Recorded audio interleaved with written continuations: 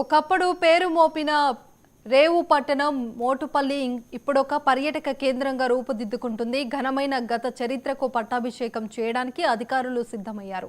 విదేశ వ్యాపారంలో ఆంధ్రదేశానికి మకుటాయమానంగా నిలిచిన మోటుపల్లిని అందరూ గుర్తించుకునేలా తీర్చిదిద్దడానికి పథక రచన జరుగుతుంది. బౌద్ధ క్షేత్రంగా విరాజల్లి కాకతీయుల కాలం నుంచి శైవ క్షేత్రంగాను పేరు మోపిన ఈ చారిత్రక ప్రదేశం ఇక మీదట పర్యాటకులను విశేషంగా ఆకట్టుకుంటూ దాని పూర్వ వైభవాన్ని కళ్ళకు కట్టేలా సిద్ధమవుతుంది.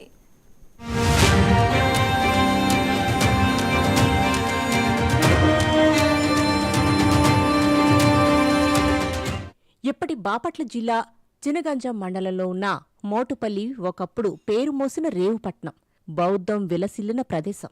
ఇప్పుడక్కడ కనిపించేవి మాత్రం ఆనాటి తీపి గుర్తులే. కాకతీయులు నిర్మించిన వీరభద్రస్వామి ఆలయం, వాణిజ్య వైభవాన్ని చాటి చెప్పే రెడ్డిరాజుల నాటి శాసనాలు మాత్రమే మనకు మిగిలిపోయిన ఆనవాళ్లు. ఈ ఆహ్లాదకరమైన సముద్ర తీరం కేవలం విహారయాత్రకు పనికొచ్చే బీచ్ మాత్రమే కాదని, ఒకప్పుడు అక్కడొక రేవు పట్టణం వెలసిల్లి వాణిజ్యం కేంద్రంగా పేరు మోసిందని ఈ తరానికి తెలియదు. అందుకే గతకాలపు ఘనకీర్తిని నేటి తరానికి తెలియచెప్పి ఆకట్టుకునేందుకు దీన్నొక పర్యాటక కేంద్రంగా మార్చటానికి అధికారులు సిద్ధమవుతున్నారు. శిథిలావస్థలో ఉన్న ఇక్కడి వీరభద్రస్వామి ఆలయం, కోదండరామస్వామి ఆలయం పూర్వ వైభవం సంతరించుకునేలా సొగసులు అద్దెందుకు కలెక్టర్ వెంకటమురళి ఈ ప్రదేశాన్ని క్షుణ్ణంగా పరిశీలించారు.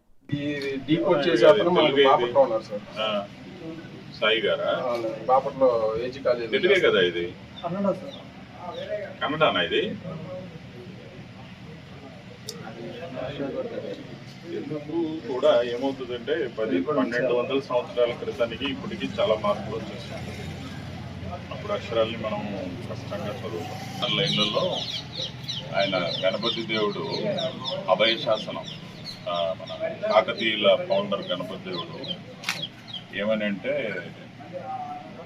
ఇది ఇంతకుముందు పెద్ద రేవు, అంటే వ్యాపారులకి దొంగలు కానీ ఇతర ఏదైనా వాటి నుంచి నాదే బాధ్యత అని ఇచ్చాడు రాజు. సో దొంగల నుంచి మీకు ఎటువంటి ప్రమాదం, అభయశాసనం, దొంగలు ఎవరు దోచుకోరు, కేవలం ప్రకృతి విపత్తులు తప్ప మిగతా అన్నిటి నుంచి నేను రక్షిస్తాను అని ఇచ్చాడు. మోటుపల్లికి ఒకప్పుడు ఎలాంటి పేరు ఉండేదో ఇప్పటికీ అక్కడ ప్రజలు కథలుగా చెప్పుకుంటూ ఉన్నారు.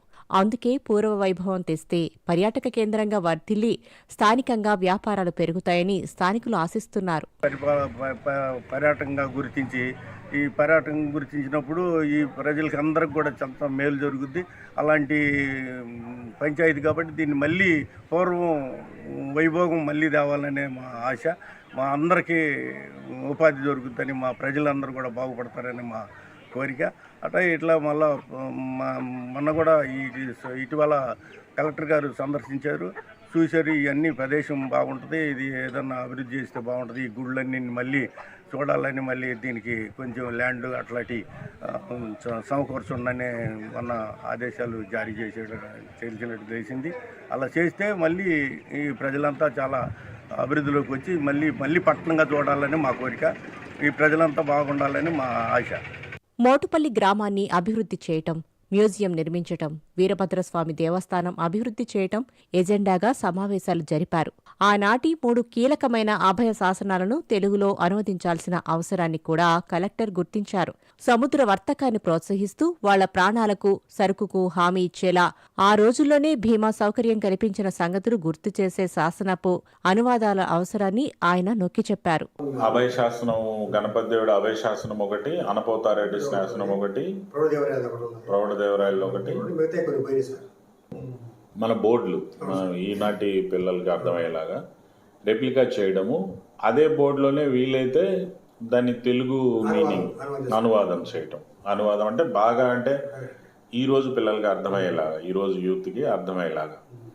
అట్లా మనము ఎన్ని శాసనాలు ఉన్నాయి అన్నీ కూడా అంటే వాళ్ళు అర్థం చేసుకొని ఆ సంవత్సరాలని చూసి ఇప్పుడు ఆయన చెప్పారే లైఫ్ ఇన్సూరెన్స్, మెరైన్ ఇన్సూరెన్స్, వాళ్ళ సరుకులకి అన్నిటికీ భద్రత కల్పిస్తున్నాను అని చెప్పి ఏదైతే ఆయన అభయం ఇస్తాడో దాన్ని చదవగానే వాళ్ళకి క్లారిటీగా అర్థమయ్యేటట్టు.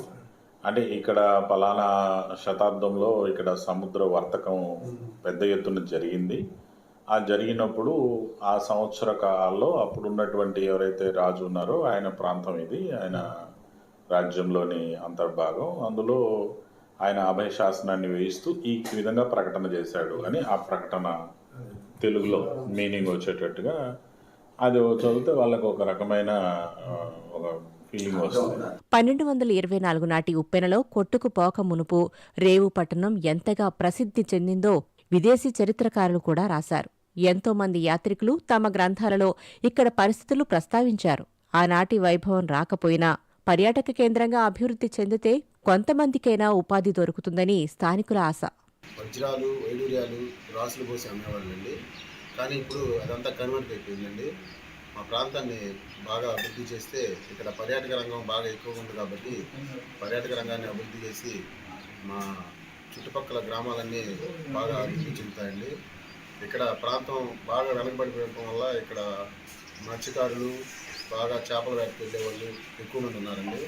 వాళ్ళు ఏ రోజుకి ఆ రోజు వ్యవసాయ పనులు చేసుకొని లేకపోతే చేపల వేటకు వెళ్ళి బాగా పని చేసుకొని బతుకుతున్నారండి. ఇక్కడ ఏదైనా పర్యాటకంగా అభివృద్ధి చెందితే మా ఊళ్ళో కూడా చదువుకున్న వాళ్ళు ఉన్నారండి. వాళ్ళకు కూడా ఏదైనా ఉపాధి అవకాశాలు వస్తాయని వాళ్ళు నిరుద్యోగులు కూడా ఉద్యోగాలు చేసుకుని వాళ్ళ జీవనం సాగించడానికి అనువుగా ఉంటుందండి. స్థానికుల ఆశలకు తగ్గట్టే కలెక్టర్ ఆలోచనలు కూడా ఉన్నాయి. కోదండరామ దేవాలయానికి సమీపంలోనే 5.8 ఎకరాల భూమిని ఆలయానికి కేటాయించాలనే ఆలోచనలో ఉన్నారు. ఇందుకు సంబంధించిన ఫైళ్లు సీసీఎల్ఏకు పంపాలని నిర్ణయించారు. ఆక్రమణ నుంచి ఆలయ భూమిని కాపాడాలని నిర్ణయించారు.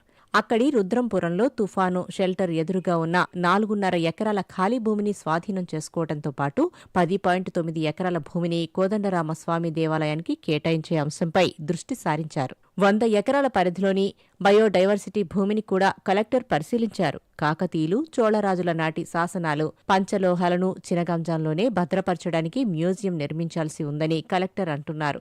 ఈ ప్రాంతానికి చెందిన ప్రాచీన సంపద హైదరాబాద్ మ్యూజియం, చెన్నై మ్యూజియం, విజయవాడ మ్యూజియంలో ఉండగా వాటిని తెప్పించడానికి ఏర్పాట్లు జరుగుతున్నాయి. ఈ సమీక్షా సమావేశాల్లో జిల్లా రెవెన్యూ అధికారి గంగాధర్ గౌడ్, చీరాల ఆర్డీఓ చంద్రశేఖర్, దేవాదాయ శాఖ సహాయ కమిషనర్ సూర్యప్రకాశ్ రావు, శాసనాల పరిశోధకులు doctor B Ramesh Chandrababu, forum for better Bapatla సంస్థ అధ్యక్షులు డాక్టర్ పిసి సాయిబాబు, పురావస్తు శాస్త్రవేత్త జ్యోతి చంద్రమౌళి, మోటుపల్లి హెరిటేజ్ సొసైటీ కార్యదర్శి దశరథ రామిరెడ్డి, సభ్యులు ఊటుకూరు శ్రీమన్నారాయణ తదితరులు పాల్గొనటాన్ని బట్టి అందరి సూచనలతో ముందుకు సాగాలని నిర్ణయం తీసుకున్నట్టు అర్థమవుతోంది.